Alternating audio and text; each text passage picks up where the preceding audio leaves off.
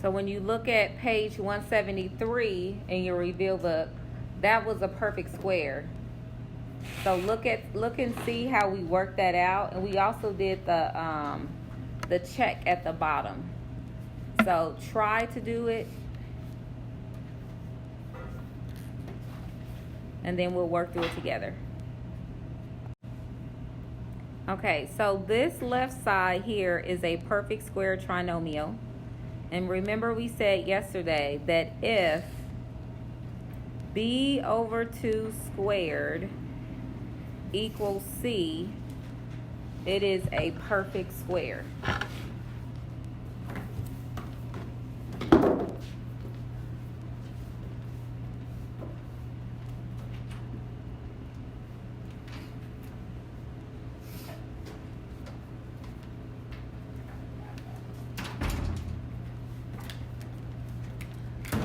It is a perfect square. So when we look at this yellow box, is b over 2. What is b over 2? Wait, let's back up. What's b? 6 is b. What's b divided by 2? And what's 3 squared? 9. So notice how this number, if you take half of that and square it, you get 9. That means that this yellow box is a perfect square trinomial. Now there's many different ways to solve a quadratic, and you have to do every method on the test next week. So right now we're using the square root property. So to do the square root property, you factor the left. This factors down to x plus 3 squared, because x plus 3 times x plus 3 is the same as x plus 3 squared. So now what did we do when you look at that example? What was our next step? Square root. So when you take the square root of 16 though, you get 2 answers. The square root of 16 is positive 4 and negative 4. So now we're going to break this apart. X plus 3 equals positive 4, and x plus 3 equals negative 4. Go ahead and solve that. Solve both of those equations to get your 2 solutions.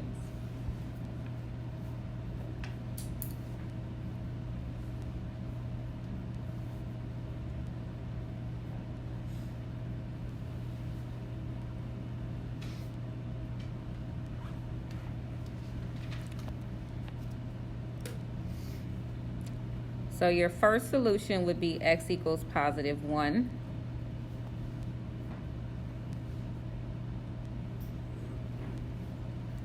And your second solution is x equals negative 7. And I want to emphasize that on this next test, we're going to cover 4 different ways to solve a quadratic. You could have also factored this, set it equal to 0 and factored. However, you would not receive credit because you did not do it using the property that was asked in the question. You have to know or show me that you understand the square root property. Any questions about how we solve number 1? Now go to page 174 and look at example 2.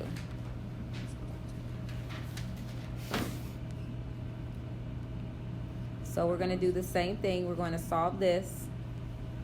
So looking at this yellow box, is this a perfect square? So how do we know? If you can take this number divided by 2, what's negative 10 divided by 2? Negative 5. And then what's negative 5 times negative 5? So you see how half of this number squared gives us C? That means that this is a perfect square. So it's going to factor down to a number squared. And it factors down to half of B. So this is going to factor down to x minus 5 squared equals 11. All right, so I'm going to need some more space. So let me erase.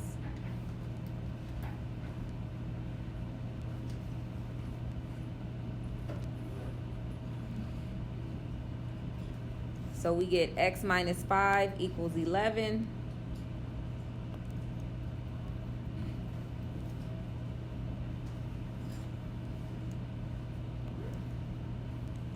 So let me write this up here. X minus 5 squared equals 11. Now 11 is not a perfect square.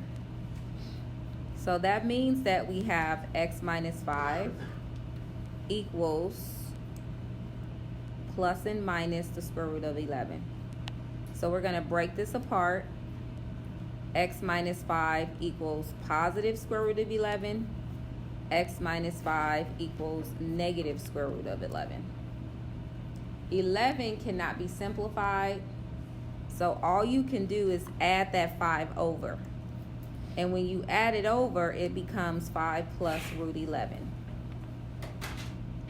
And 5 minus root 11.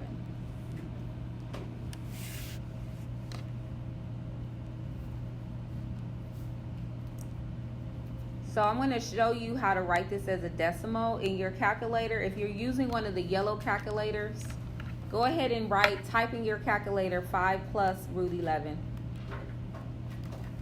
So type in 5 plus the square root of 11 and hit enter. I'm going to wait on everybody because you're probably like, wait a minute, that doesn't look right. Just depends. So I'm going to show you how this calculator does not how do you get this calculator to convert it to a decimal. So look, does everyone see the enter key? The enter key is in the bottom right corner. Does everyone see that key? Now right above that key, do you see the 2 triangles? Hit that button.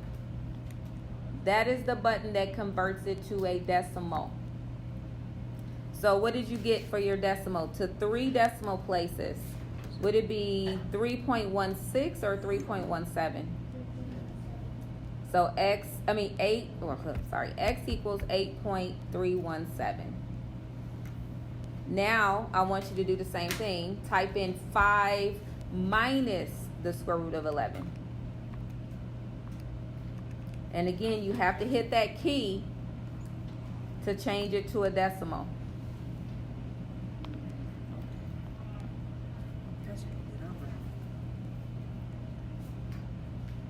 And truly, I shouldn't put an equal sign because this is not an equal. Let me go ahead. That should be a squiggle because it's an approximate answer, not the exact answer. So it's approximately equal to. Now, the exact answer is this. This is the exact answer. The yellow box is the exact answer. The blue box would be your approximate. Anytime you have to round it, it's no longer exact. So if you have to round the decimal, it is an approximation. And that is our bell work.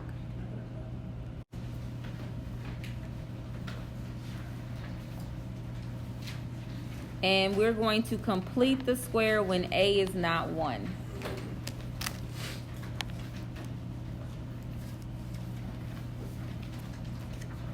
Now on page 177, I want you to find that box that says watch out.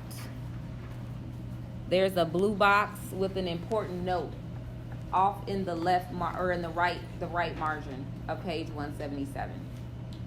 So look at page 177.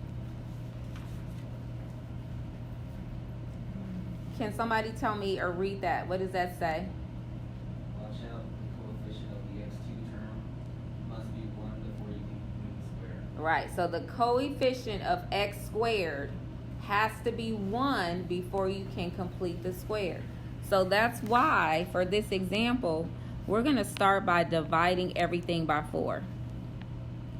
So we're going to divide everything by 4. When you divide it by 4, you're going to get x squared. So on that first blank, you would have a 3x minus 27 over 4 equals 0. So I'm going to go through this one pretty slow.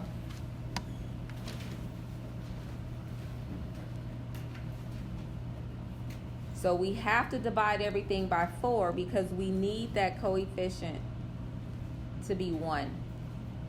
And 4 divided by 4 is 1.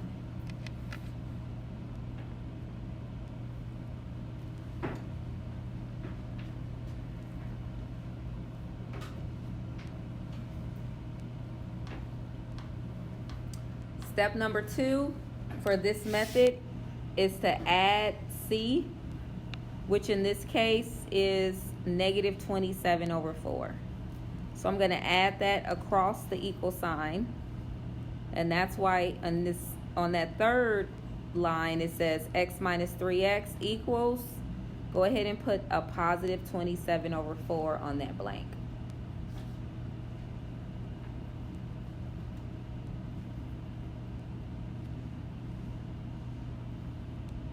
Okay, so we're solving by completing the square. So when you solve by completing the square, I'm just writing what it says in your book.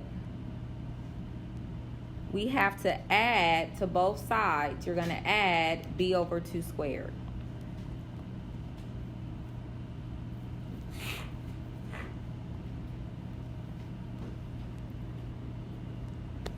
So b over 2, what is b? 3, and then 3 divided by 2 is 3 over 2 squared. And when you square a fraction, you square top and bottom. Yes, you're right. But that's still, it's not going to change that when you do that, you still get a positive 9 over 4. But you are correct. I should have put a negative. So we're going to put a positive 9/4 on both sides.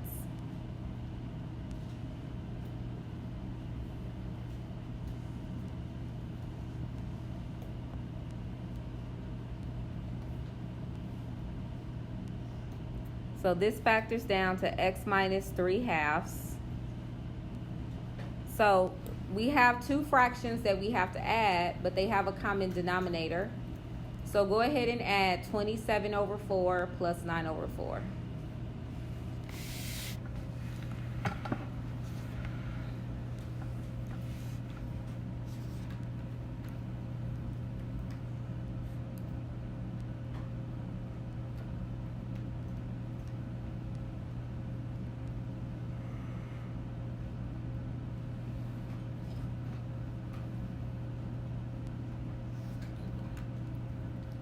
So did you get 9?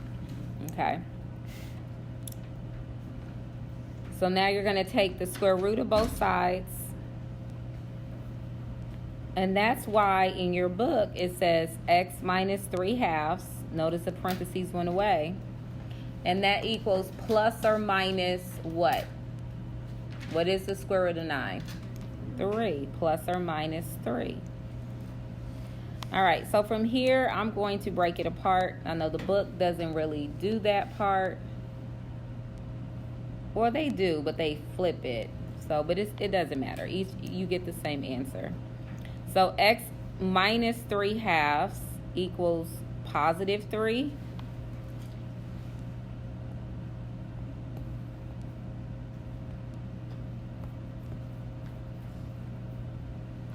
And then your second one is x minus 3/2 equals negative 3.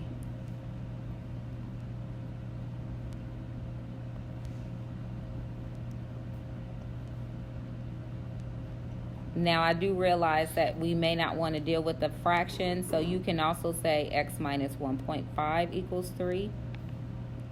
X minus 1.5 equals negative 3. I will accept decimals as answers also. Go ahead and solve out and get your two solutions.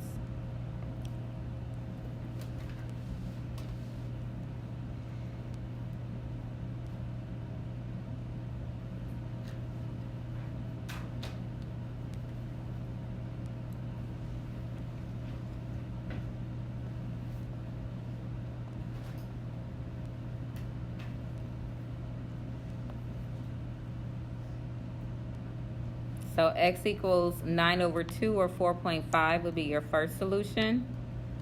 And your second solution is x equals negative 1.5 or x equals negative 3 over 2.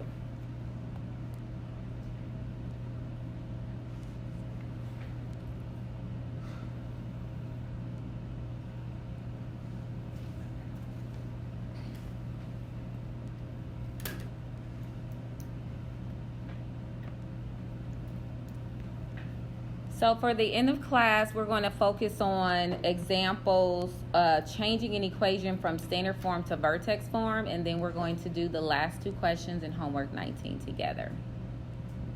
So let's go to page 177. Now, it's a couple things that I want to make sure we highlight or point out is that when you have an equation in vertex form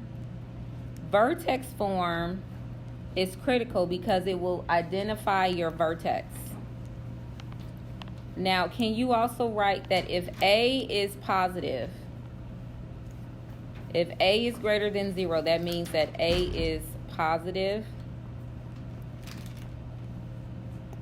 then it is a smile. And that means it has a minimum.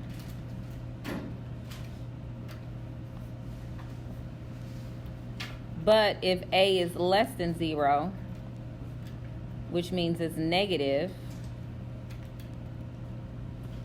the parabola looks like this, and it has a maximum. That is a homework question and a test question. So the important thing about vertex form is that vertex form will help you easily identify where the vertex is located. It will also help you easily identify the axis of symmetry.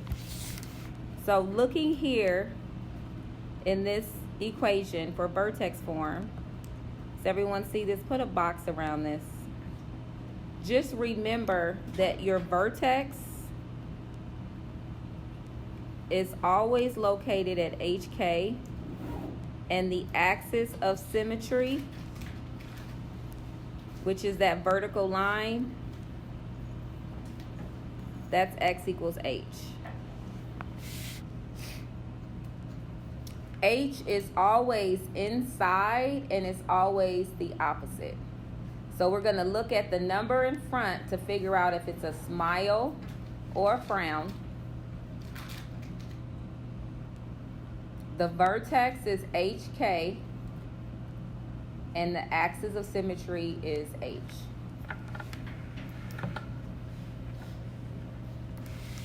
So vertex form is completing the square, but it's a little different because we don't have to move C across the equation. We're not moving anything. Okay, and instead of adding, we're going to add and take away from the same side. So what I would like for us to do, instead of doing example 9, let's look at the bottom of page 177 and do that check. Check A. So let's do that off. You have some space in the right margin. So let's go ahead and do that one together.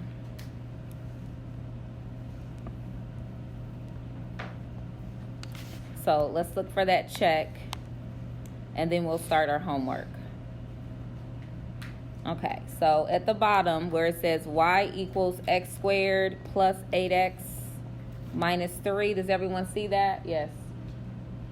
I'm kind of teaching something really important. Can you hold off for a few minutes? Because I don't want you to miss this, okay? Okay, so here we have what you want to do when you see this is you want to separate C. So what I want you to do is rewrite this. So you have x squared plus 8x. And then I want you to put a plus sign and add a line. Carry down that C. And what is C? Bring down that negative 3 and then subtract and add a line.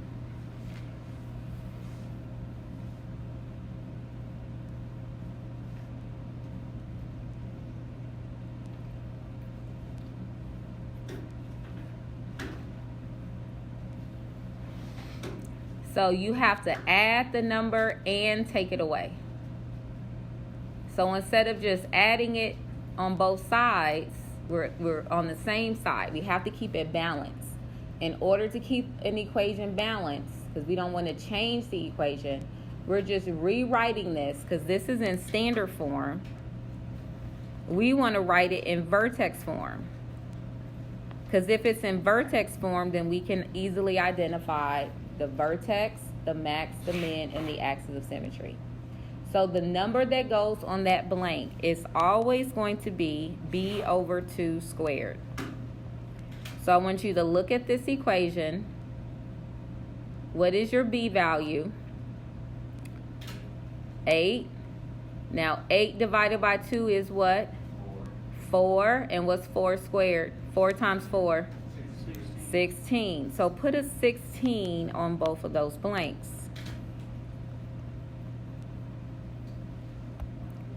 So now we can factor this down. This is a perfect square. So this factors down to what? What do you think this would factor down to? No, 8. So it's always good, because this is a perfect square, it's always going to factor down to x and half of that number. So what is half of positive 8? 4. So this is going to factor down to x plus 4 squared.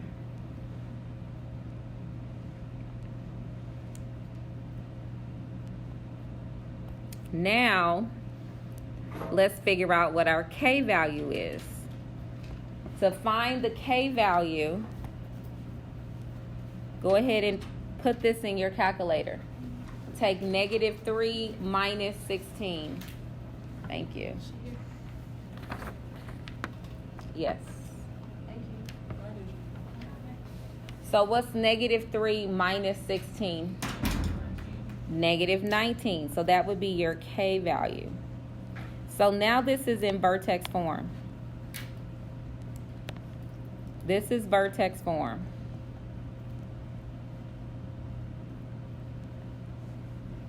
So now that it's in vertex form, where is the vertex? What is h and k? So close. -4, because you always flip the sign for h. You always flip the sign for h. Your vertex is at -4, -19. The axis of symmetry is x equals -4. So what we have, now my last question is, going back to what we wrote here, remember if A is positive, it is a smile, which means it has a minimum. But if A is negative, it's a frown and it has a maximum. What do you think this one has? Does this have a minimum or a maximum? Is this a smile or a frown? It's a smile because A is 1. It's positive. So what this means is this parabola, the lowest point is right here, and that's at -4, -19. And that is a minimum.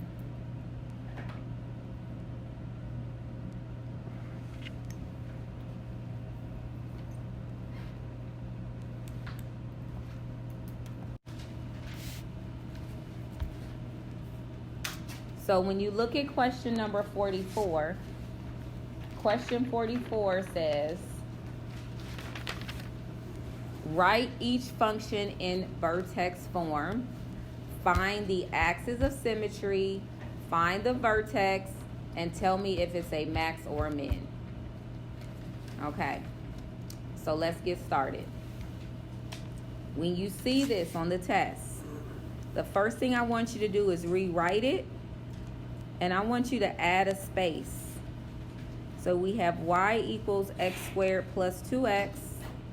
Then I want you to put plus a line, carry down the -5, and subtract the line. So we are adding a number and taking away a number. So first, I'm going to add it. Put that in green. And then I'm going to take it away. So we need to figure out what is that number that I am adding and taking away. That number is always b over 2 squared.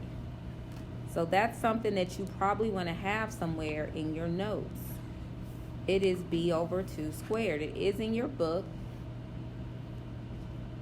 So in this particular question, what is b? B is not 1. What is b? 2.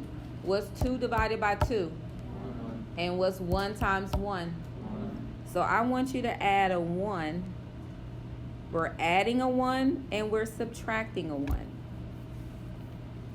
This is now a perfect square. This right here is a perfect square. So what is this going to factor down to? Two numbers that multiply to be 1 and add to 2 is 1 times 1. So this factors down to x plus 1 times x plus 1. Except we're going to just write that as x plus 1 squared.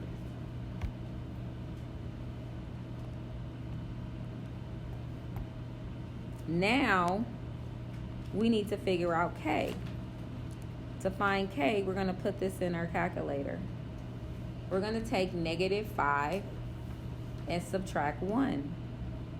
What is -5 minus 1? -6. So now this is in vertex form. Does everyone see how we did that? So let's answer the question. So it said write it in vertex form. Check, we did that.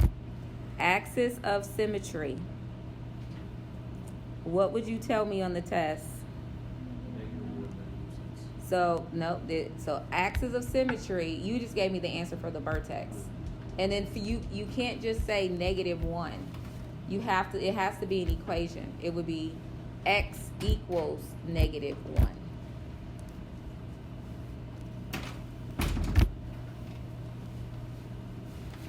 Now the vertex, Jaden, is at -1, -6. And then lastly, will this one have a maximum or a minimum? Minimum. All right, I want you to try to do 45 by yourself. Following these exact same steps, try to do 45. So the first step is I always make some space. So we got x squared plus 6x. And then I'm adding a number. Bring down that plus 1. And I'm subtracting a number. The number that I am adding and subtracting is always b over 2 squared. So what's 6 divided by 2? And what's 3 times 3? So we're going to put a 9 and a 9. So now we're ready to factor this down. This is a perfect square. And that factors down to x plus 3 times x plus 3, which is x plus 3 squared. And then if you put this in your calculator, 1 minus 9, you get -8. So that is vertex form. The axis of symmetry, you have to say x equals. So what would you say? X equals what? -3. Where is the vertex? -3, -8. And does this one have a maximum or a minimum? Minimum.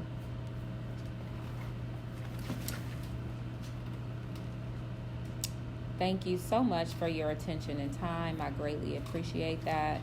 I'm going to go ahead and put back up homework 18. I am passing out the study guide Monday. Your test right now is scheduled for Thursday.